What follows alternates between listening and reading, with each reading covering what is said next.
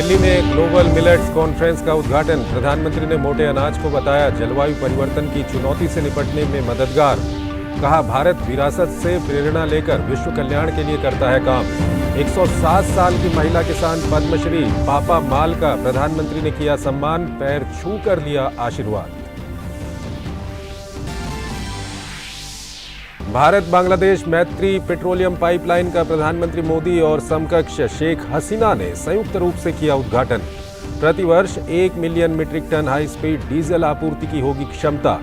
साल 2018 में रखी गई थी नींव। प्रधानमंत्री मोदी ने बताया दोनों देशों के बीच विकास और संपर्क का नया अध्याय। प्रधानमंत्री ने निजी मीडिया इंडिया टुडे कॉन्क्लेव में लिया हिस्सा। कहा देश में गरीब को सशक्त और समग्र विकास को तेज करने का चल रहा है दौर। प्रॉमिस और परफॉर्मेंस वाले भारत को नीचा दिखाने और मनोबल तोड़ने की कोशिशों को दरकिनार कर आत्मविश्वास से भरा हुआ भारत प्रगति के पथ पर है अग्रसर। ब्रिटेन में राहुल गांधी के दिए गए बयानों पर जारी भाजपा का राजनीतिक वार। कर्नाटक के तुमकुरु में जनसभा के दौरान पार्टी अध्यक्ष जेपी नड्डा ने किया कटाक्ष। कहा कांग्रेस को चुनावी हार के बाद नजर आता है लोकतंत्र पर खतरा। अनुराग सिंह ठाकुर ने कोच्चि में प्रेस वार्ता के दौरान कहा देश से माफी मांगे राहुल। दिल्ली, यूपी, छत्तीसगढ़ सहित उत्तर भारत में बारिश। गुरुग्राम में सड़कों पर जल भराव, लगा जाम। ओलावृष्टि और बारिश से कई जगह फसलों को हुआ नुकसान। मौसम विभाग के मुताबिक 20 मार्च के बाद मिल सकती है राहत।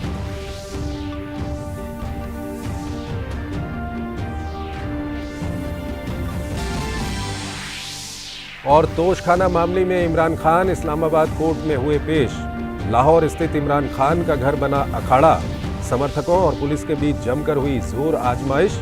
पुलिस ने किया दावा पीटीआई कार्यकर्ताओं ने की गोलीबारी, चलाए पेट्रोल बम। पुलिस ने कार्रवाई में तोड़ा आवास का गेट, कई लोग हुए घायल। पुलिस ने 60 को किया गिरफ्तार। और खेलों में ऑल इंग्लैंड बैडमिंटन प्रतियोगिता में भारत की एकमात्र उम्मीद त्रिशा जॉली और गायत्री गोपीचंद की जोड़ी प्रतियोगिता से हुई बाहर। सेमीफाइनल मुकाबले में भारतीय जोड़ी को कोरिया की बेकहाना और ली सो ही ने 21-10 से दी मात।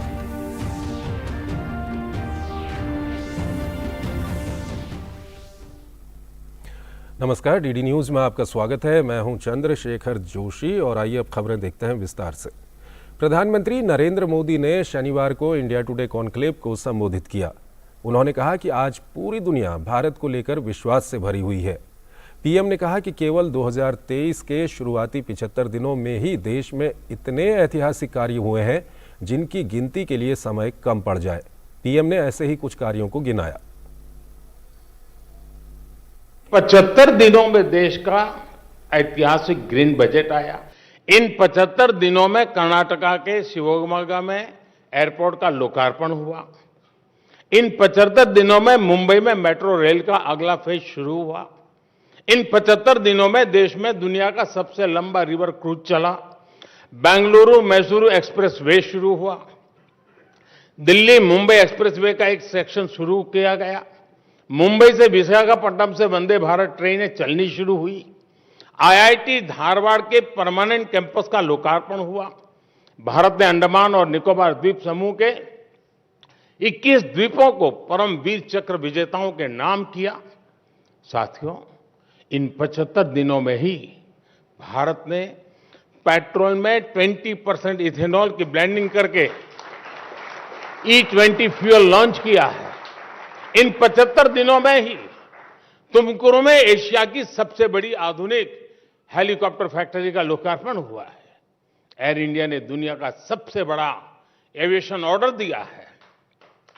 इन 75 दिनों में ही भारत ने ई संजीवनी के माध्यम से 10 करोड़ टेली कंसल्टेशन का मुकाम हासिल किया है। इन 75 दिनों में ही भारत ने 8 करोड़ नए टैप वाटर कनेक्शन देने का मुकाम हासिल किया है। इन 75 दिनों में ही यूपी उत्तराखंड में रेल नेटवर्क के 100% इलेक्ट्रिफिकेशन का काम पूरा हुआ है। साथियों, इन 75 दिनों में कूनो नेशनल पार्क में 12 चीताओं का नया बैच आया है। भारतीय महिला टीम ने अंडर 19 क्रिकेट में T20 वर्ल्ड कप जीता है। इन 75 दिनों में देश को 2 ऑस्कर जीतने की खुशी मिली है। साथियों, इन 75 दिनों में हजारों विदेशी डिप्लोमेट्स और विभिन्न संस्थाओं के प्रतिनिधि G20 की बैठकों में हिस्सा लेने के लिए भारत आए। इन 75 दिनों में G20 की 28 अहम बैठकें हुई हैं, यानी हर तीसरे दिन एक बैठक। इसी दौरान एनर्जी समिट हुई, ग्लोबल मिलेट्स कॉन्फ्रेंस हुई है। हमने देखा बेंगलुरु में हुए एयर इंडिया में हिस्सा लेने के लिए 100 से ज्यादा देश भारत आए। इन 75 दिनों में ही सिंगापुर के साथ यूपीआई लिंकेज की शुरुआत हुई। इन 75 दिनों में ही तुर्की की मदद के लिए भारत ने ऑपरेशन दोस्त चलाया। भारत बांग्लादेश गैस पाइपलाइन का लोकार्पण हुआ। ये 75 दिनों की ही इतनी लंबी लिस्ट है कि समय कम पड़ जाएगा। प्रधानमंत्री मोदी ने कहा कि आज पूरी दुनिया में भारत और भारत से जुड़ी चीजों को लेकर जबरदस्त उत्साह है। पीएम ने कहा कि विश्व इस बात को मान रहा है कि ये समय भारत का समय है। आज योग पूरी दुनिया में लोकप्रिय हो चुका है। आज आयुर्वेद को लेकर उत्साह है, भारत के खान पान को लेकर उत्साह है। आज भारतीय फिल्में, भारतीय संगीत नई ऊर्जा के साथ लोगों को अपना दीवाना बना रहे हैं। हमारे मिलेट्स, श्री अन्न भी पूरी दुनिया में पहुंच रहे हैं। बात चाहे इंटरनेशनल सोलर अलायंस की हो या coalition for disaster resilient infrastructure की हो, विश्व आज इस बात को महसूस कर रहा है कि भारत के आइडियाज और भारत का सामर्थ्य ग्लोबल गुड के लिए है। इसलिए आज विश्व कह रहा है, दिस इज इंडियाज मोमेंट। प्रधानमंत्री मोदी ने कहा कि ये भारत के संस्थानों की ही ताकत है कि वैश्विक संकट के बीच आज भारत आगे बढ़ रहा है और विकास की नई इबारत लिख रहा है। पीएम मोदी ने विपक्ष की नकारात्मक बातों पर भी चुटकी ली। जब देश आत्मविश्वास से भरा हो, संकल्प से भरा हो, विदेश भी, दुनिया के विद्वान भी भारत को लेकर आशावान हो, इन सब के बीच निराशा की बातें, हताशा की बातें, भारत को नीचा दिखाने की बातें, भारत का मनोबल तोड़ने की बातें भी होती रहती है। अब हम जानते हैं कि किसे कहीं पर भी शुभ होता है ना, तो काला टीका लगाने की परंपरा रहती है। तो आज इतना शुभ हो रहा है, इतना शुभ हो रहा है कि कुछ लोगों ने काला टीका लगाने का जिम्मा लिया है। प्रधानमंत्री मोदी ने कहा कि 2014 से पहले देश में घोटालों और भ्रष्टाचार की खबरें सुर्खियां बनती थीं, लेकिन आज ये खबर बनती है कि भ्रष्टाचार पर एक्शन की वजह से भ्रष्टाचारी लामबंद हो रहे हैं। पहले क्या हेडलाइंस होती थी? इस सेक्टर में इतने लाख करोड़ रुपए का घोटाला, भ्रष्टाचार के विरुद्ध जनता सड़कों पर उतरी। आज क्या हेडलाइन होती है? भ्रष्टाचार के मामलों में एक्शन के कारण भयभीत भ्रष्टाचारी लामबंद हुए, सड़कों पर उतरे।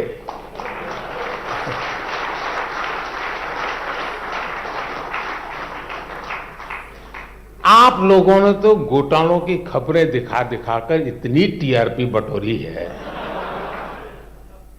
अब आपके पास अपॉर्चुनिटी है, भ्रष्टाचारियों पर कार्रवाई दिखा करके टीआरपी बढ़ाइए। किसी के प्रेशर में ना आए, बैलेंसिंग के चक्कर में ये मौका न गंवाएं।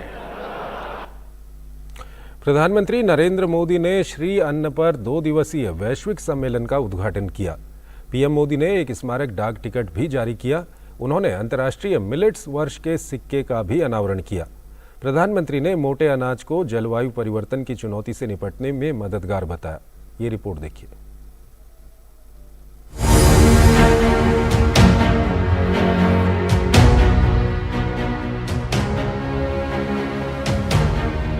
भारत को श्री अन्न यानी मिलेट्स के वैश्विक केंद्र के रूप में स्थापित करने के प्रयासों के क्रम में शनिवार को राजधानी दिल्ली एक बड़े आयोजन के शुभारंभ की गवाह बनी। प्रधानमंत्री नरेंद्र मोदी ने श्री अन्न पर 2 दिवसीय वैश्विक सम्मेलन का उद्घाटन किया। सम्मेलन में मिलेट से संबंधित सभी महत्वपूर्ण मुद्दों पर विभिन्न सत्रों में चिंतन किया जा रहा है। मंथन का केंद्र बने मुद्दों में उत्पादकों, उपभोक्ताओं और अन्य हितधारकों के बीच मिलेट्स का प्रचार और जागरूकता, इसकी मूल्य श्रृंखला का विकास, श्री अन्न के स्वास्थ्य और पोषण संबंधी पहलू और अनुसंधान और विकास को बाजार से जोड़ना शामिल है। इस अवसर पर पीएम मोदी ने एक स्मारक डाक टिकट भी जारी किया। उन्होंने अंतर्राष्ट्रीय मिलेट्स वर्ष के सिक्के का भी अनावरण किया। प्रधानमंत्री ने श्री अन्न स्टार्टअप्स और भारतीय श्री अन्न मानकों से संबंधित पुस्तक का भी डिजिटल अनावरण किया। अपने संबोधन में प्रधानमंत्री मोदी ने खाद्य सुरक्षा संबंधी वैश्विक चुनौतियों का जिक्र किया। आजादी के बाद पहली बार मिलेट्स पैदा करने वाले 2.5 करोड़ छोटे किसानों की किसी सरकार ने इतनी बड़ी मात्रा में सुध ली है।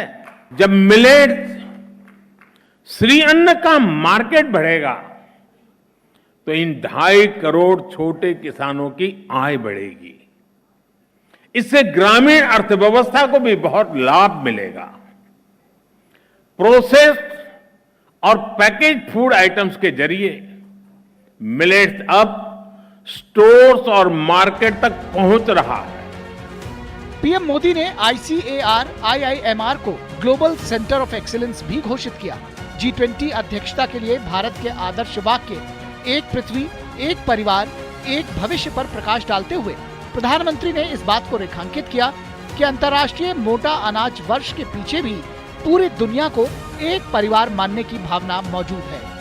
प्रधानमंत्री ने कहा कि भारत अपनी कृषि पद्धतियों और श्री अन्न से संबंधित अपने अनुभवों को दुनिया के साथ साझा करने और अन्य देशों से सीखने को तैयार है। दोनों ही जगहों पर इस बात को लेकर चिंता जताई जा रही है कि पैदावार के लिए भारी मात्रा में केमिकल इस्तेमाल हो रहा है, लेकिन श्री अन्न ऐसी हर समस्या का भी समाधान देते हैं। ज्यादातर मिलेट्स को उगाना आसान होता है, इसमें खर्च भी बहुत कम होता है और दूसरी फसलों की तुलना में ये जल्दी तैयार भी हो जाता है। ग्लोबल फूड सिक्योरिटी के लिए संघर्ष कर रहे विश्व में श्री अन्न बहुत बड़ी सौगात की तरह है। इसी तरह श्री अन्न से फूड हैबिट्स की समस्या भी ठीक हो सकती है। प्रधानमंत्री ने कहा कि भारत का मिलेट्स मिशन देश के करोड़ों किसानों के लिए वरदान साबित होने वाला है। जब मिलेट्स का मार्केट बढ़ेगा तो इससे 2.5 करोड़ किसानों की आय में वृद्धि होगी। श्री अन्न केवल खेती या खाने तक सीमित नहीं है।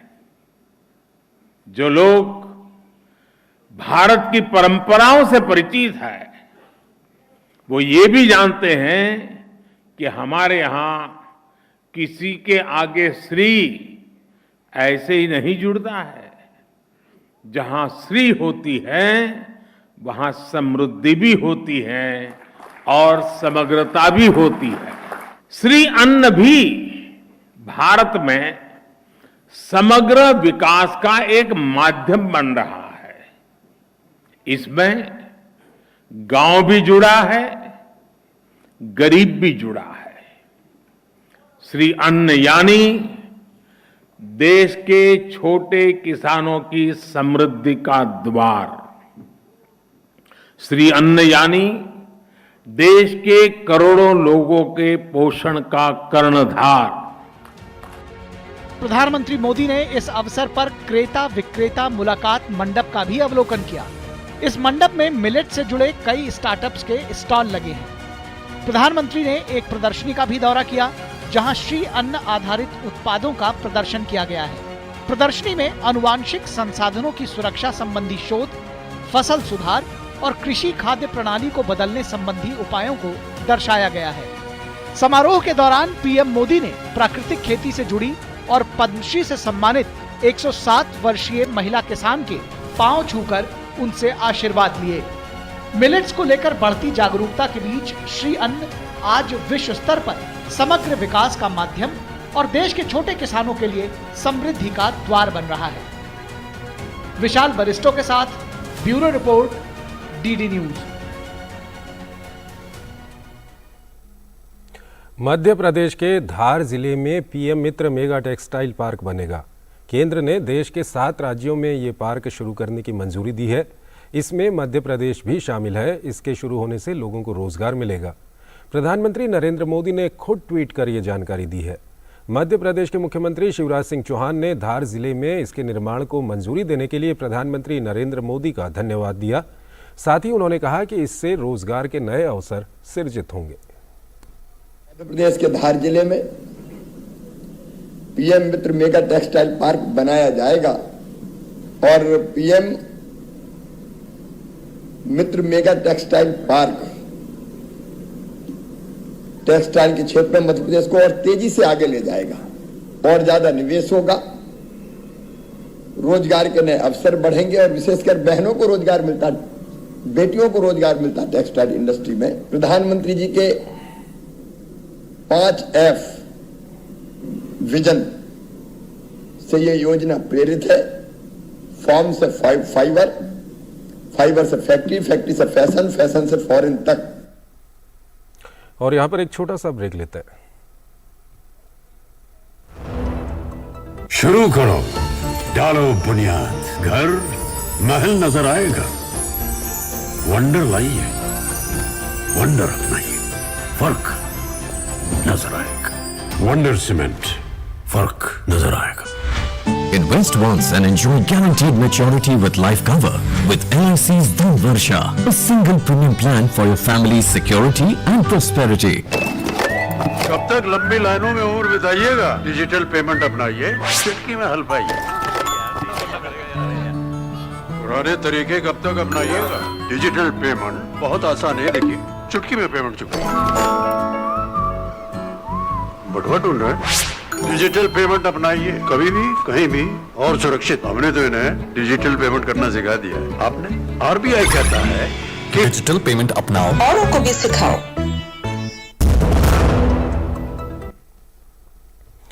स्वागत है आपका ब्रेक के बाद। भारत बांग्लादेश मैत्री पेट्रोलियम पाइपलाइन का प्रधानमंत्री मोदी और समकक्ष शेख हसीना ने संयुक्त रूप से उद्घाटन किया। ये भारत और बांग्लादेश के बीच सीमा पार पहली ऊर्जा पाइपलाइन है जिसे 377 करोड़ रुपए की लागत से बनाया गया है। पाइपलाइन द्वारा प्रतिवर्ष 1 million metric ton high speed diesel आपूर्ति की क्षमता होगी। साल 2018 में इसकी नींव रखी गई थी। ये रिपोर्ट देखिए। मित्रता के मजबूत रिश्ते को और ऊंचाई देते हुए शनिवार को भारत बांग्लादेश मैत्री पाइपलाइन का शुभारंभ हुआ। प्रधानमंत्री नरेंद्र मोदी और उनकी बांग्लादेशी समकक्ष शेख हसीना ने वर्चुअल माध्यम से इस मैत्री पाइपलाइन का उद्घाटन किया। ये भारत और बांग्लादेश के बीच सीमा पार पहली ऊर्जा पाइपलाइन है जिसे 377 करोड़ रुपए की लागत से बनाया गया है। इस मैत्री पाइपलाइन के संचालन से दोनों देशों के बीच चल रहे ऊर्जा सहयोग में वृद्धि होगी और बांग्लादेश में विशेष रूप से कृषि क्षेत्र में विकास होगा। प्रधानमंत्री मोदी ने अपने संबोधन के दौरान भी बांग्लादेश के विकास के सफर में इस पाइपलाइन की भूमिका की आशा व्यक्त की। इस पाइपलाइन से उत्तरी बांग्लादेश के विभिन्न जिलों को 1 million metric ton high speed diesel की आपूर्ति की जा सकेगी। पाइपलाइन के द्वारा सप्लाई से खर्च तो घटेगा ही, इस सप्लाई का कार्बन फुटप्रिंट भी कम होगा। भरोसेमंद और किफायती डीजल सप्लाई कृषि क्षेत्र के लिए विशेष रूप से लाभदायक होगी। स्थानीय उद्योगों को भी इसका लाभ मिलेगा। आज की वैश्विक स्थिति में कई विकासशील अर्थव्यवस्थाएं अपनी खाद्य और ऊर्जा सुरक्षा सुनिश्चित करने के लिए जूझ रही है। इस संदर्भ में आज के आयोजन का महत्व और भी अधिक है। भारत बांग्लादेश मैत्री पाइपलाइन में प्रतिवर्ष 1 million metric ton high speed diesel HSD पहुंचाने की क्षमता है। ये शुरुआत में उत्तरी बांग्लादेश के 7 जिलों में हाई स्पीड डीजल की आपूर्ति करेगी। प्रधानमंत्री मोदी ने भारत और बांग्लादेश के बीच बढ़ते ऊर्जा सहयोग का जिक्र किया। जहां तक ऊर्जा सहयोग की बात है, हमारा पेट्रोलियम ट्रेड $1 बिलियन पार कर चुका है। यह खुशी की बात है कि हमारा सहयोग हाइड्रोकार्बन की संपूर्ण वैल्यू चेन में है, चाहे वो अपस्ट्रीम हो या मिडस्ट्रीम या डाउनस्ट्रीम। इस पाइपलाइन से यह सहयोग और व्यापक होगा। भारत और बांग्लादेश के लगातार मजबूत होते रिश्ते और विभिन्न क्षेत्रों में बढ़ते सहयोग के बीच दोनों देशों में कनेक्टिविटी भी बढ़ती जा रही है। पीएम मोदी ने लोगों से संपर्क को मजबूत बनाने की दिशा में कनेक्टिविटी को अहम बताया। यह आवश्यक है कि हम अपनी कनेक्टिविटी के हर स्तंभ को सुदृढ़ करते जाएं, चाहे वह परिवहन के क्षेत्र में हो, ऊर्जा के क्षेत्र में हो, बिजली की ग्रिड की बात हो या डिजिटल क्षेत्र में। जितनी हमारी कनेक्टिविटी बढ़ेगी, उतना ही हमारे पीपल टू पीपल संबंधों को बल मिलेगा। मुझे याद है कि कई वर्षों पूर्व प्रधानमंत्री शेख हसीना जी ने 1965 से पहले की रेल कनेक्टिविटी बहाल करने के अपने विजन के बारे में चर्चा की थी और उसी समय से दोनों देशों ने मिलकर इस पर बहुत प्रगति की है। इसी का परिणाम है कि कोविड महामारी के दौरान हमें रेल नेटवर्क के द्वारा बांग्लादेश को ऑक्सीजन आदि भेजने में सुविधा रही। बांग्लादेश की प्रधानमंत्री शेख हसीना ने भी अपने संबोधन में इस पाइपलाइन के शुभारंभ पर खुशी जाहिर की। भारत बांग्लादेश मैत्री पाइपलाइन के संचालन से भारत से बांग्लादेश तक HSD लाने ले जाने का एक स्थायी, विश्वसनीय, किफायती और पर्यावरण अनुकूल साधन स्थापित हो गया है। Bureau report, DD news. Bhajpa अध्यक्ष जेपी नड्डा कर्नाटक के दौरे पर हैं, जहां उन्होंने आज तुमकुरू के चिकनायाखानहल्ली में रोड शो और बाइक रैली में हिस्सा लिया। उन्होंने एक जनसभा को भी संबोधित किया। इस दौरान उन्होंने कांग्रेस पर राजनीतिक हमले किए। इंग्लैंड में राहुल गांधी के बयान को उन्होंने चुनावी हार का एक कारण बताया। वहीं कांग्रेस को भ्रष्टाचार, कमीशन, परिवारवाद और अपराधीकरण का पर्यायवाची करार दिया। कर्नाटक दौरे के दूसरे दिन भाजपा के राष्ट्रीय अध्यक्ष जेपी नड्डा ने तुमकुर के चिकनायाखानहल्ली में बाइक रैली और रोड शो में शिरकत की। भाजपा जनसंपर्क के मकसद से राज्य भर में विजय संकल्प यात्रा संचालित कर रही है। इस दौरान भाजपा अध्यक्ष ने कहा कि कांग्रेस पार्टी भ्रष्टाचार, कमीशन और परिवारवाद का दूसरा नाम है। कांग्रेस पार्टी का मतलब है कमीशन, कांग्रेस पार्टी का मतलब है करप्शन, कांग्रेस पार्टी का मतलब है क्रिमिनलाइजेशन, कांग्रेस पार्टी का मतलब है परिवारवाद। पहले इंदिरा जी, फिर सोनिया जी, फिर राहुल, परिवार ही परिवार। और भारतीय जनता पार्टी का मतलब है विकास, विकास, विकास, development, development and development. Karnataka विधानसभा के आगामी चुनावों को लेकर भाजपा अध्यक्ष का दौरा जनसंपर्क के अलावा कार्यकर्ताओं और संगठन की तैयारियों का जायजा लेने के लिए भी काफी अहम माना जा रहा है। इस दौरान उन्होंने तुमकुर में एक जनसभा को भी संबोधित किया। पार्टी अध्यक्ष ने कांग्रेस नेता राहुल गांधी द्वारा इंग्लैंड में दिए गए बयान को एक बहाना बताया। उन्होंने कहा कि कांग्रेस चुनाव हार जाती है तो वे ईवीएम का भी बहाना बनाते हैं। राहुल गांधी क्या बोलते हैं? भारत में नहीं बोलते, इंग्लैंड जाते, इंग्लैंड, इंग्लैंड।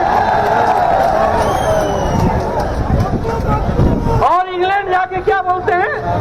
भारत के प्रजातंत्र को खतरा है। बताओ, प्रजातंत्र को खतरा है क्या?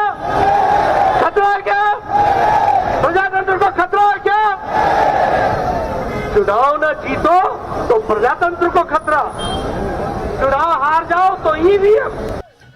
भाजपा अध्यक्ष ने शुक्रवार को चित्रदुर्ग में एक रोड शो भी किया था और पार्टी संगठन की बैठक भी की थी। कर्नाटक विधानसभा में कुल 224 सीटें हैं, जिसमें से 113 बहुमत का आंकड़ा है। साल 2018 में भाजपा ने राज्य की 104 सीटों पर जीत दर्ज की थी, जबकि कांग्रेस को 72 और जेडीएस को 37 सीटें मिली थी। Bureau report, DD news. Delhi आबकारी नीति में घोटाले को लेकर सीबीआई और ईडी दोनों ही जांच कर रही हैं।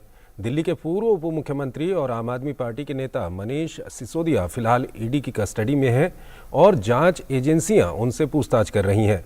पूरे मामले को लेकर भाजपा और आम आदमी पार्टी में राजनीतिक बयानबाजियों का दौर जारी है। आज आम आदमी पार्टी ने कहा कि विधानसभा में भाजपा अविश्वास मत लाने की तैयारी में है। वहीं भाजपा नेता प्रवेश वर्मा ने इसे एक मनगढ़ंत ख्याल करार दिया और कहा कि भ्रष्टाचार के मुद्दे पर केजरीवाल को नैतिकता के आधार पर अब तक इस्तीफा दे देना चाहिए। दिल्ली प्रदेश भाजपा अध्यक्ष वीरेंद्र सचदेवा और विधानसभा में विपक्ष के नेता रामवीर सिंह बिधूड़ी ने केजरीवाल सरकार के भ्रष्टाचार और घोटालों के खिलाफ जन जागरण अभियान शुरू किया। भाजपा ने कहा कि केजरीवाल ने दिल्ली को सिर्फ लूटा है। दिल्ली विधानसभा में 70 में से 62 यानी कि लगभग 90% मेजॉरिटी आम आदमी पार्टी के साथ है और सदन की 10% सीटें बीजेपी के पास है। लेकिन उन 8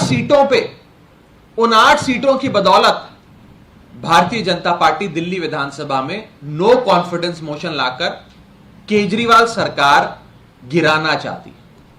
आज तक बीजेपी ने ऐसा नहीं बोला, तो वो रात को क्या सपना लेते हैं, अपनी मनगढ़ंत कहानियों को लेकर वो सीधा प्रेस कॉन्फ्रेंस में बोल देते हैं और हमसे जवाब मांगा जाता है। अगर उनके 62 एमएलए हैं, उसके बाद भी नो कॉन्फिडेंस मोशन कोई क्यों लेके आएगा? तो ना हमारी ऐसी कोई सोच है, मगर हमारी केवल एक ही मांग है कि अरविंद केजरीवाल को इस्तीफा देना चाहिए। दिल्ली में इतने बड़े घोटाले हो रहे हैं। दिल्ली में जिन स्कूलों को वो अच्छा बता रहे हैं, अगर आप बिल्डिंग को सुंदर बनाते हैं तो उसका मतलब ये नहीं कि स्कूल अच्छे बना दिया आपने। उस शिक्षा में, उस कमरे को बनाने में भी जो घोटाला हुआ है उसकी भी जांच चल रही है। ये भ्रष्टाचारी सरकार है। इन्होंने दिल्ली की जनता की सेवा के बजाय दिल्ली को लूटने का काम किया है। इसलिए आम आदमी पार्टी के पास इन बातों का कोई जवाब नहीं है। एक छोटा सा ब्रेक लेते हैं यहाँ पर। शुरू करो, डालो बुनियाद, घर महल नजर आएगा। वंडर लाइए, वंडर अपनाइए, फर्क नजर आएगा। वंडर सीमेंट, फर्क नजर आएगा। कब तक लंबी लाइनों में उम्र बिताइएगा? डिजिटल पुराने तरीके कब तक अपनाइएगा? डिजिटल पेमेंट बहुत आसान है, देखिए चुटकी में पेमेंट चुका। बटुआ ढूंढ रहे हैं? डिजिटल पेमेंट अपनाइए, कभी भी कहीं भी और सुरक्षित। हमने तो इन्हें डिजिटल पेमेंट करना सिखा दिया है। आपने? आरबीआई कहता है कि डिजिटल पेमेंट अपनाओ, औरों को भी सिखाओ। स्वागत है आपका ब्रेक के बाद। सूचना और प्रसारण मंत्री अनुराग सिंह ठाकुर केरल के एक दिन के दौरे पर आज कोच्चि पहुंचे, जहां उन्होंने नेदुम्बस्सरी में मलयालम दैनिक मातृभूमि के शताब्दी समारोह के समापन सत्र में भाग लिया। अपने इस दौरे में अनुराग ठाकुर ने विदेश में दिए गए राहुल गांधी के कथित आपत्तिजनक बयान पर एक बार फिर उनसे माफी की मांग की, तो वहीं भ्रष्टाचार को लेकर केरल की एलडीएफ सरकार को भी आड़े हाथों लिया। देश के लोकतंत्र को लेकर विदेश में दिए गए राहुल गांधी के कथित आपत्तिजनक बयान पर बीजेपी उनसे माफी की मांग कर रही है।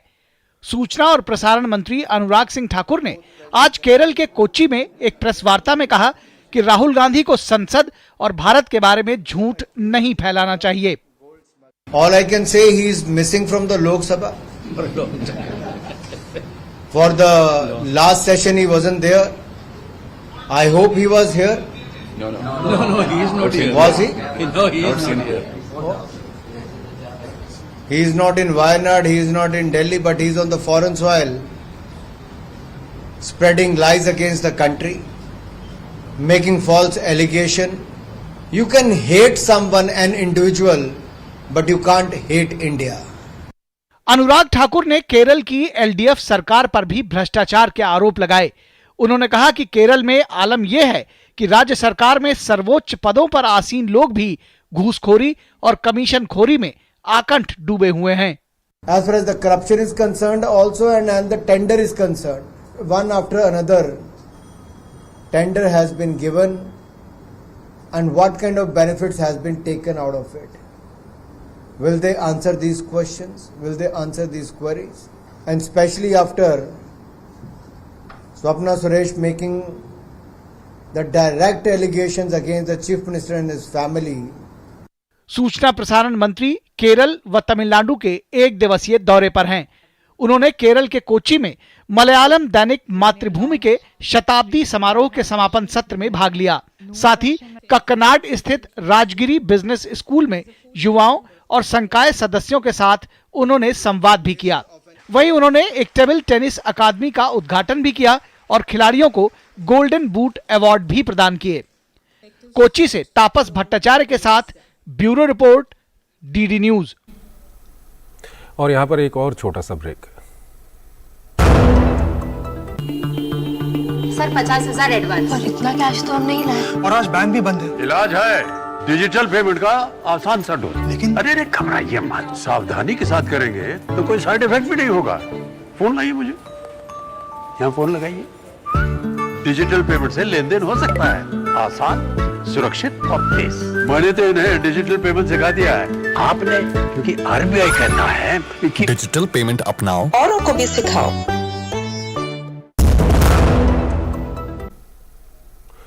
स्वागत है आपका ब्रेक के बाद। केंद्रीय गृह एवं सहकारिता मंत्री अमित शाह 2 दिवसीय गुजरात दौरे पर हैं, जहां वो तमाम विकास योजनाओं को गति दे रहे हैं और कई सार्वजनिक कार्यक्रमों में हिस्सा ले रहे हैं। शनिवार को गांधीनगर में डेयरी उद्योग के 49वें सम्मेलन में शिरकत करते हुए अमित शाह ने देश के विकास में महत्वपूर्ण भूमिका निभाने के लिए इस उद्योग की प्रशंसा की। शनिवार को गांधीनगर में डेयरी उद्योग के 49वें सम्मेलन में शिरकत करने पहुंचे केंद्रीय गृह एवं सहकारिता मंत्री अमित शाह ने देश के डेयरी उद्योग की जमकर सराहना की और कहा कि इस उद्योग ने समय के साथ कदमताल किया है।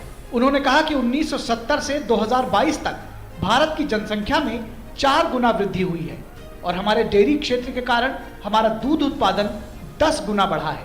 उन्होंने कहा कि डेयरी क्षेत्र का योगदान 10 लाख करोड़ रुपए से अधिक है। 45 करोड़ लोग इससे जुड़े हैं। हमारी दूध प्रोसेसिंग की क्षमता लगभग 126 मिलियन लीटर प्रतिदिन है और दुनिया के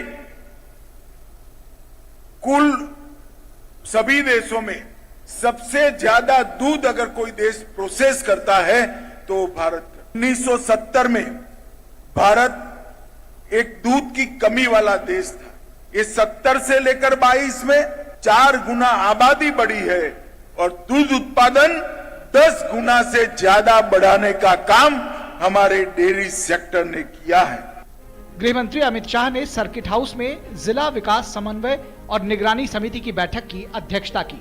इसके अलावा गृह मंत्री ने गांधीनगर के सिविल अस्पताल में मुफ्त भोजन अभियान की शुरुआत भी की। अमित शाह वडोदरा में महाराजा सयाजी राव विश्वविद्यालय के दीक्षांत समारोह में शामिल हुए।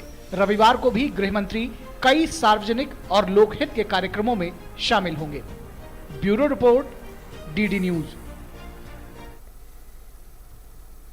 तो जैसा कि हमने आपको बताया कि केंद्रीय गृह मंत्री अमित शाह गुजरात के दौरे पर हैं। अमित शाह वडोदरा में महाराजा सयाजीराव विश्वविद्यालय के दीक्षांत समारोह में शामिल हुए। दीक्षांत समारोह में गृह मंत्री अमित शाह ने कहा कि बाबा साहेब ने हमारे देश के संविधान को दुनिया का सबसे उत्कृष्ट संविधान बनाया। बाबा साहब आंबेडकर ने अपना संविधान बनाया, संविधान को एक सुंदर स्वरूप दिया। हमारा संविधान दुनिया में सबसे उत्कृष्ट और अच्छे संविधानों में, परिपूर्ण संविधानों में से एक संविधान है। मगर वो बना पाए इसलिए योग्य बनाने का काम महाराजा की स्कॉलरशिप ने किया था। अगर वो अनुदान न देते तो कभी नहीं। अपने शासन में शिक्षा का प्रसार, न्याय की स्थापना, वंचितों का उत्थान, इरिगेशन, कृषि और सामाजिक सुधार, ये सब विषयों पर ढेर सारा काम उन्होंने किया है। सूचना और प्रसारण मंत्री अनुराग सिंह ठाकुर केरल के एक दिन के दौरे पर हैं। अनुराग सिंह ठाकुर ने केरल में NEP 2020 के अनुरूप समग्र खेल पाठ्यक्रम लॉन्च किया। इस दौरान अनुराग सिंह ठाकुर ने कहा कि खेल छात्रों को उनके समग्र शारीरिक स्वास्थ्य और फिटनेस में सुधार करने में मदद करता है। Sports promote mental health. Playing sports can help reduce stress, anxiety and depression. It can also provide a sense of accomplishment and boost self-esteem. The new education policy 2020 emphasizes on sports as a part of curriculum with an integrated approach to wellness. राष्ट्रपति द्रौपदी मुर्मू अपनी 3 दिवसीय यात्रा पर लक्षद्वीप की राजधानी कावरत्ती पहुंची। हवाई अड्डे पहुंचने पर राष्ट्रपति को गार्ड ऑफ ऑनर दिया गया। इसके बाद स्कूली बच्चियों ने राष्ट्रपति का स्वागत किया। राष्ट्रपति ने भी छात्रों से मुलाकात की और उन्हें चॉकलेट वितरित की।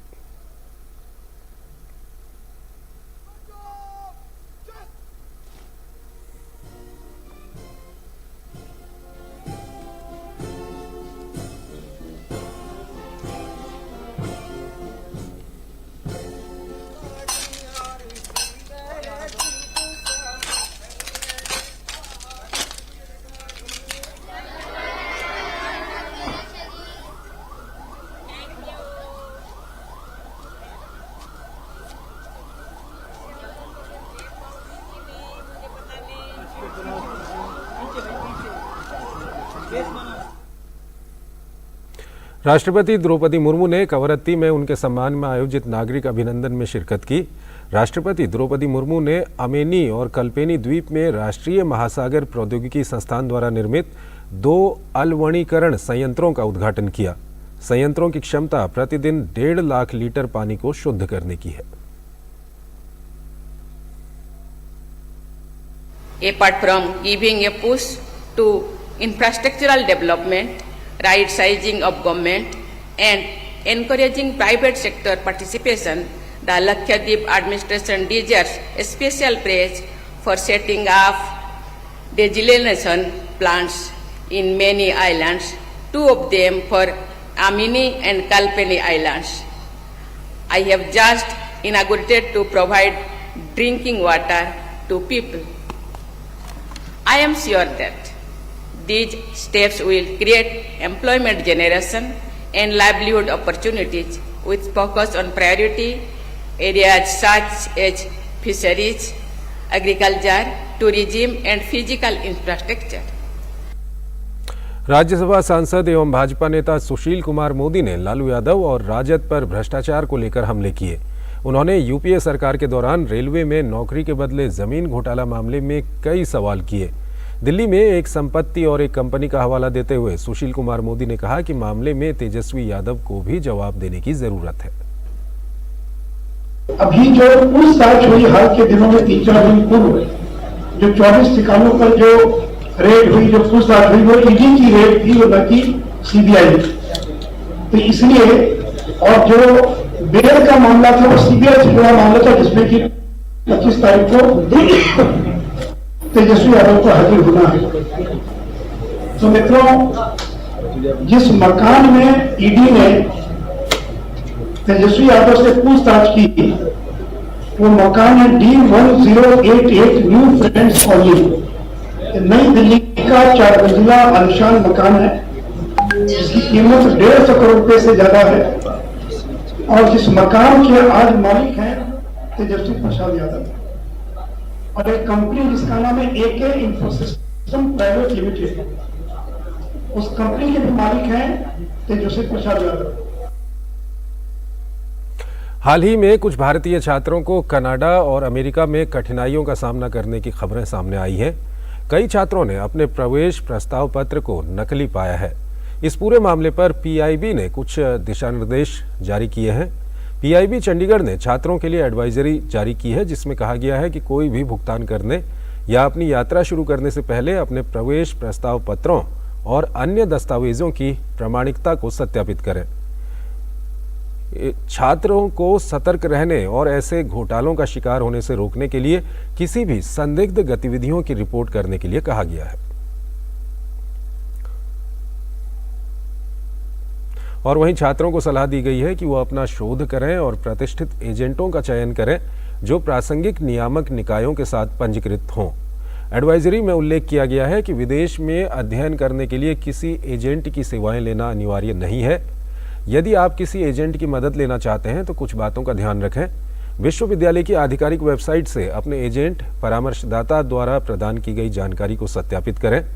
विदेशों में विश्वविद्यालयों को चुनने और आवेदन करने की प्रक्रिया में एजेंट परामर्शदाता की भूमिका के बारे में पूछताछ करें कि क्या आपका एजेंट परामर्शदाता किसी विशेष विश्वविद्यालय के लिए काम करता है या स्वतंत्र सेवाएं प्रदान करता है। याद रखें कि कोई एजेंट काउंसलर विदेश में किसी भी वैध विश्वविद्यालय में आपके प्रवेश की गारंटी नहीं दे सकता है।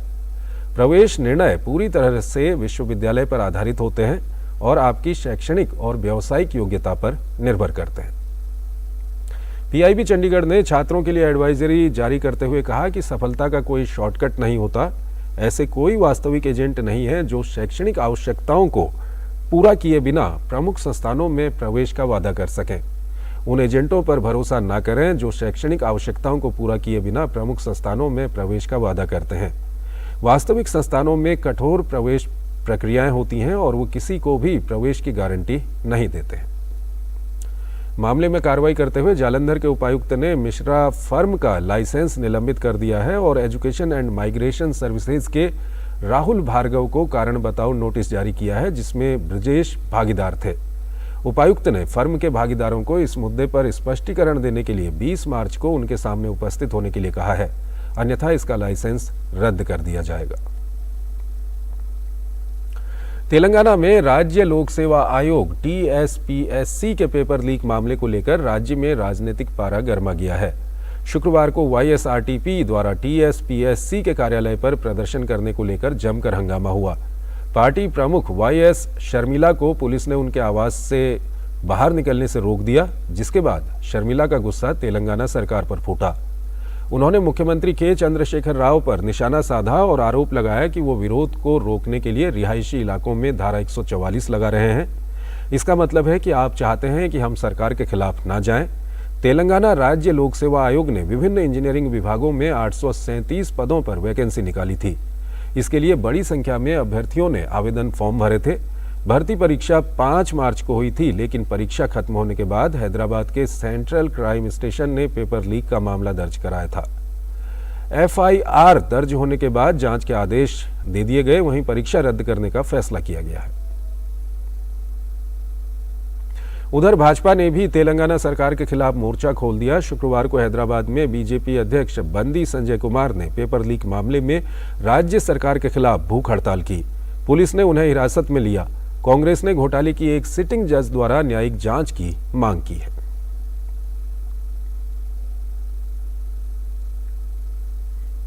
राजधानी दिल्ली और NCR में झमाझम बारिश और ओलों के साथ मौसम में तब्दीली हुई है। हालांकि इससे किसानों को बड़ा नुकसान हो रहा है। मध्य प्रदेश में 20 मार्च तक बेमौसम बारिश होने और कई जगहों पर ओले गिरने की चेतावनी है। राजस्थान, छत्तीसगढ़ के कई हिस्सों में आंधी और बारिश के साथ ओले भी गिरे हैं। पूर्वी राजस्थान, उत्तराखंड के लिए ऑरेंज अलर्ट जारी किया गया है। राष्ट्रीय राजधानी समेत कई राज्यों में अचानक मौसम ने करवट बदली है। दिल्ली, NCR, उत्तर प्रदेश, राजस्थान, छत्तीसगढ़ समेत कई राज्यों में हल्की बारिश हुई है, जबकि दिल्ली NCR में ओले भी गिरे हैं।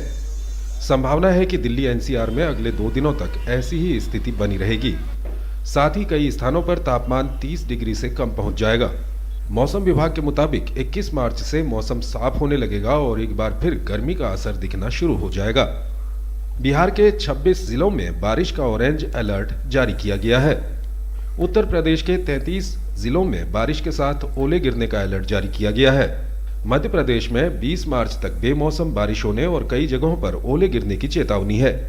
फरवरी से मार्च में जो मेजर चेंज हुआ है, काफी वेस्टर्न डिस्टर्बेंसेस इंडिया के ऊपर से निकली है।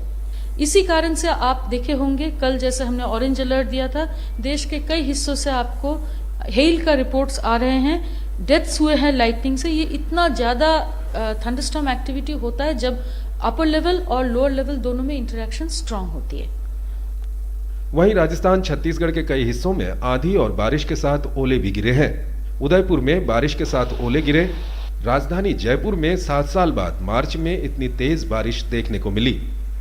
मौसम केंद्र जयपुर के विशेषज्ञों के मुताबिक बारिश, ओलावृष्टि आज और कल भी प्रदेश के कई हिस्सों में हो सकती है।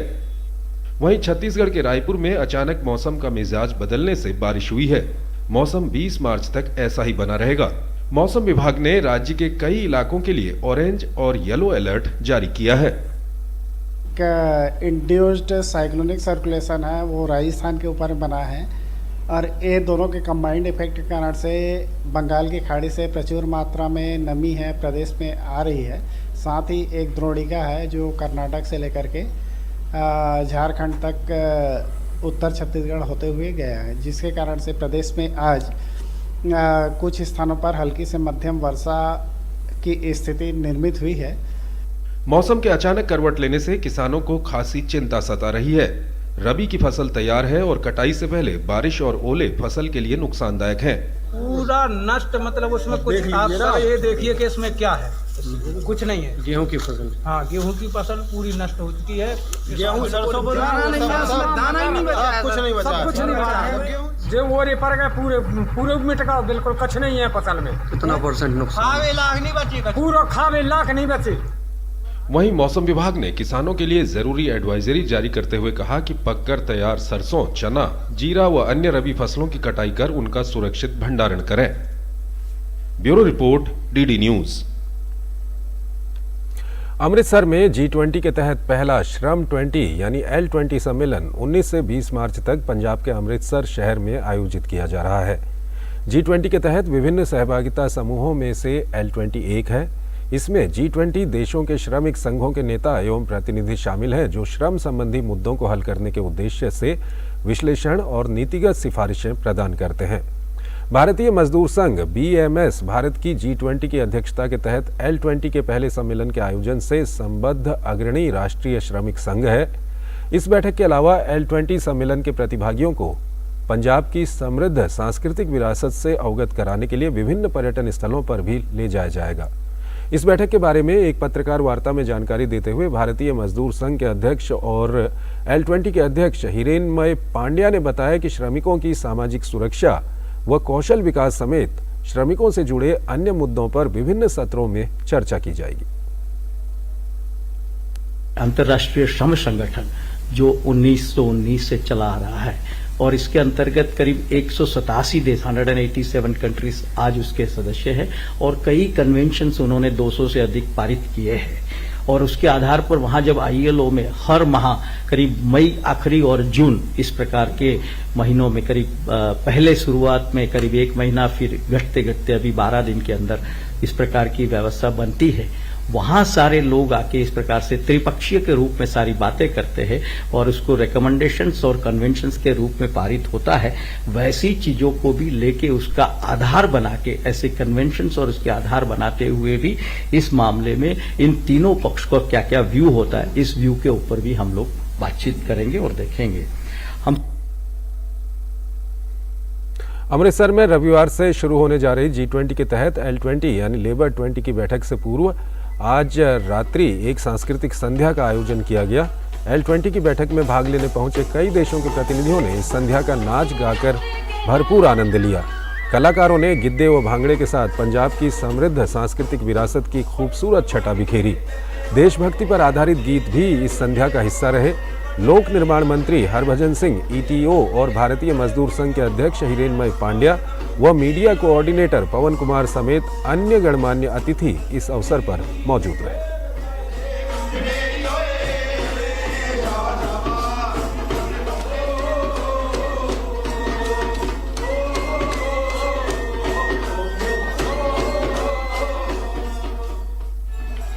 पंजाब पुलिस ने वारिस पंजाब डे के खिलाफ बड़ी कार्रवाई शुरू की है, जिसमें अब तक 78 लोग गिरफ्तार किए गए हैं, जबकि कई अन्य को पूछताछ के लिए हिरासत में लिया गया है। वारिस पंजाब डे का प्रमुख अमृतपाल सिंह फरार बताया जा रहा है। पुलिस की टीमें उसकी तलाश में जुटी हुई हैं। पंजाब पुलिस के चलाए गए ऑपरेशन के दौरान अब तक एक 315 बोर की राइफल, 12 बोर की 7 राइफल, 1 रिवॉल्वर और विभिन्न कैलिबर के 373 जिंदा कारतूस सहित 9 हथियार बरामद किए गए हैं। पुलिस ने बताया है कि स्थिति नियंत्रण में है। नागरिकों से अफवाहों पर विश्वास नहीं करने की अपील की गई है।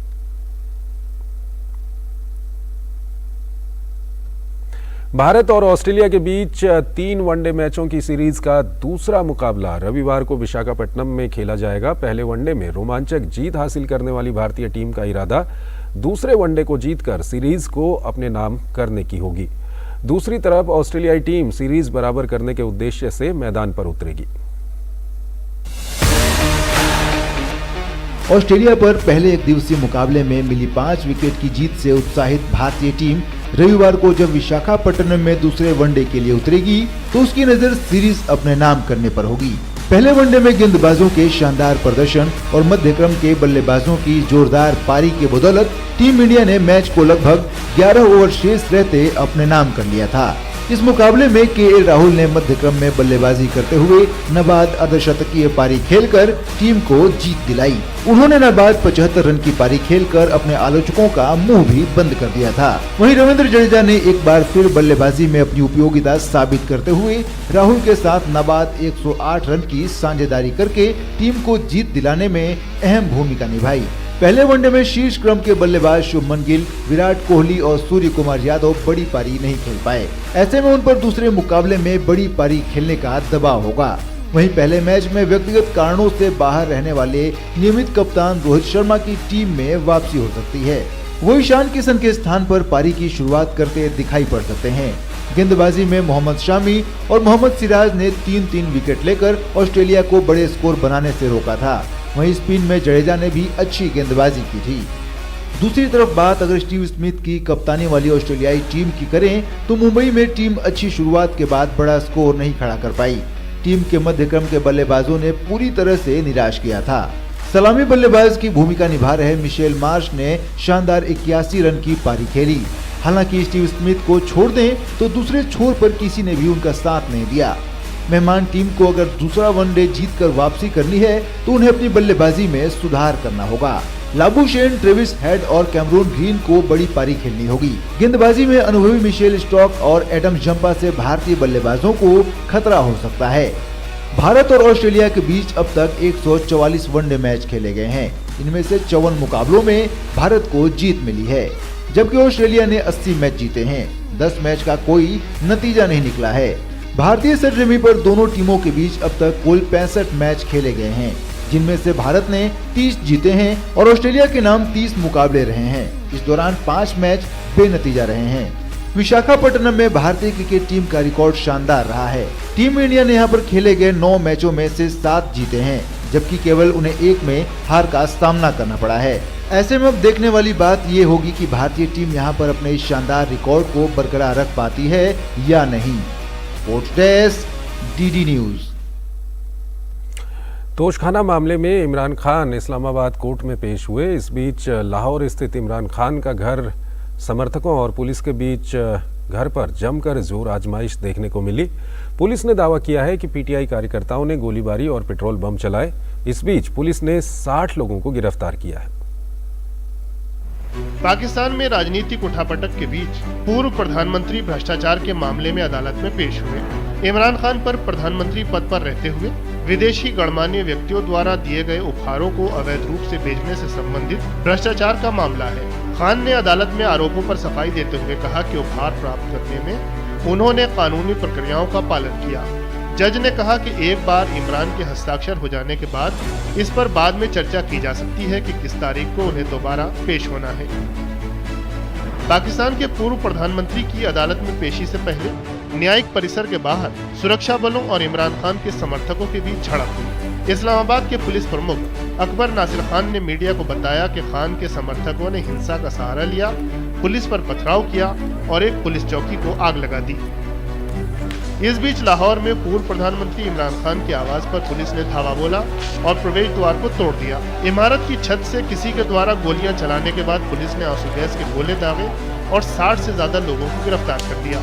इमरान खान ने छापेमारी की निंदा की और कहा कि ये तब किया गया जब उनकी पत्नी घर पर अकेली थी। इमरान ने दावा किया कि उनके राजनीतिक विरोधी और सेना उन्हें इस साल के अंत के चुनाव में लड़ने से रोकना चाहते हैं। मैं आप सबको बताना चाहता हूं कि इन्होंने पूरा प्लान बनाया हुआ है मुझे अरेस्ट करने का, और इससे साबित हो जाती है इनकी बदनीयती। मैं इस्लामाबाद की अदालत में पहले भी जा रहा था। इन्होंने जो मेरे घर के ऊपर हमला किया वो ये मकसद नहीं था कि मुझे इस्लामाबाद की अदालत में पेश करना, मकसद ये था कि मुझे जेल में डालना। जेल में क्यों डालना? क्योंकि लंदन प्लान का हिस्सा है कि मुझे जेल में डालो। ये नवाज शरीफ की ये उसकी डिमांड है कि इमरान खान को जेल में डालो और इलेक्शन में वो हिस्सा ना ले सके, और ये फिर वही करने जा रहे हैं। इससे कुछ घंटे पहले लाहौर में अपने घर पर पूर्व क्रिकेटर ने गिरफ्तार होने पर अपनी पार्टी का नेतृत्व संभालने के लिए एक समिति का गठन किया। खान के खिलाफ कानूनी कार्रवाई पिछले साल उन्हें पद से हटाए जाने के तुरंत बाद शुरू हो गई थी। तब से वो मध्यावधि चुनाव की मांग कर रहे हैं और देशव्यापी विरोध रैलियां आयोजित कर रहे हैं। ऐसी ही एक रैली में उन पर हुए एक हमले में वो घायल भी हो गए थे। Bureau report, DD news. इस वर्ष का बजट शिक्षा प्रणाली को अधिक व्यवहारिक और उद्योगोन्मुख बनाकर उसकी बुनियाद को मजबूत करता है। पीएम मोदी ने 25 फरवरी को युवा शक्ति का सदुपयोग कौशल एवं शिक्षा पर बजट उपरांत वेबिनार को संबोधित करते हुए कहा था कि नई शिक्षा नीति के अंग के रूप में शिक्षा और निपुणता दोनों पर समान जोर दिया जा रहा है।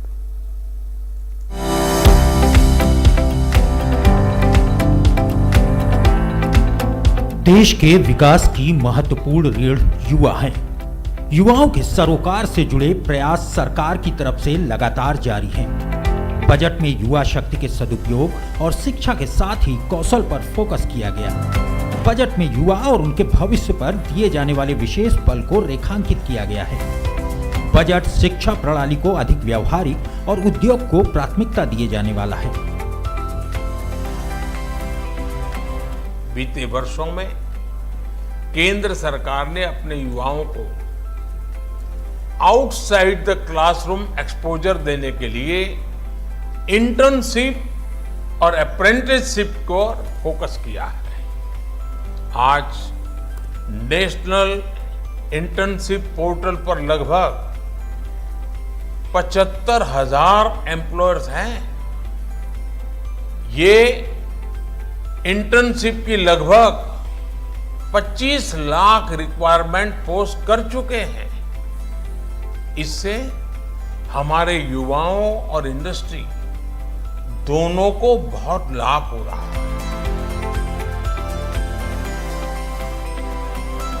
आज भारत को दुनिया मैन्युफैक्चरिंग हब के रूप में देख रही है। आज भारत में निवेश को लेकर दुनिया में उत्साह है।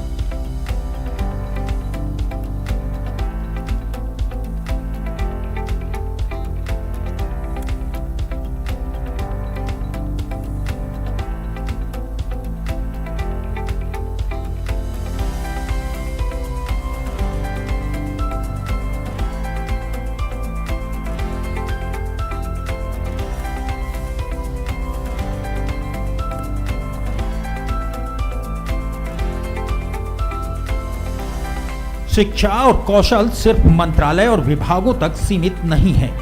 हर क्षेत्र में अब संभावनाओं के द्वार खुल रहे हैं। हमारे लिए एजुकेशन और स्किलिंग सिर्फ इनसे जुड़े मंत्रालय या विभाग तक सीमित नहीं है। हर सेक्टर में इनके लिए संभावनाएं हैं। ये सेक्टर हमारी इकोनॉमी के बढ़ते साइज के साथ बढ़ते जा रहे हैं। मेरा स्किलिंग और एजुकेशन से जुड़े स्टेक होल्डर से आग्रह है कि अलग अलग सेक्टर्स में आ रही इन अपॉर्चुनिटीज को स्टडी करें।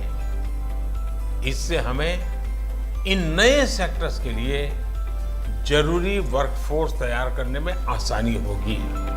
युवा शक्ति, कौशल और शिक्षा का क्षेत्र बड़ा व्यापक है। सरकार की तरफ से इनके उत्थान के लिए किए जा रहे प्रयास की सराहना सभी कर रहे हैं। कौशल विकास केंद्र में तरह तरह के लघु उद्योग संबंधित या फिर कैसे व्यापार में आके और उसको कैसे बढ़ाया जाए, इस बारे में कौशल विकास केंद्र में हर तरह के कार्यों को बताया जाता। जो कौशल एवं शिक्षा के बारे में माननीय प्रधानमंत्री जी ने कहा है, हमारे यहाँ के नौजुवक पढ़ करके नौकरी के लिए जगह जगह भटकते थे, अब वो टेक्नोलॉजी के साथ और हमारे यहाँ उद्यम जो मिलता है उसमें नई नई यूनिट लगाते हैं, उस यूनिट से अपने रोजगार मिलता है और लोगों को भी रोजगार देते हैं। आज हमारे ई लर्निंग प्लेटफॉर्म स्वयं में 3 करोड़ सदस्य हैं। वर्चुअल लैब्स और नेशनल डिजिटल लाइब्रेरी में भी नॉलेज का बहुत बड़ा माध्यम बनने की संभावना है। डीटीएच चैनल के माध्यम से छात्रों को स्थानीय भाषाओं में पढ़ाई का अवसर मिल रहा है। केंद्रीय बजट युवाओं के लिए संभावनाओं के हजारों द्वार खोलता है।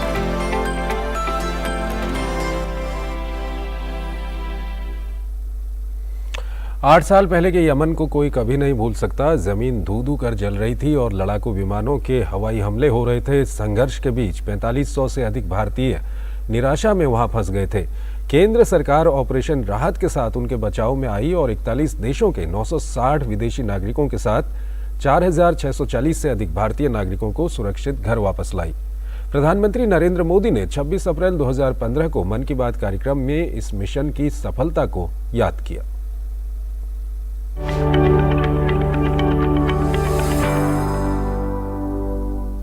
देश में जहां भी गया एक बात के लिए बहुत बधाइयां मिली और वो था यमन में हमने दुनिया के करीब 48 देशों के नागरिकों को बचाया था। चाहे अमेरिका हो, यूके हो, फ्रांस हो, रशिया हो, जर्मनी हो, जापान हो, हर देश के नागरिक को हमने मदद की थी और उसके कारण दुनिया में भारत का ये सेवा परमो धर्म, इसकी अनुभूति विश्व ने की है।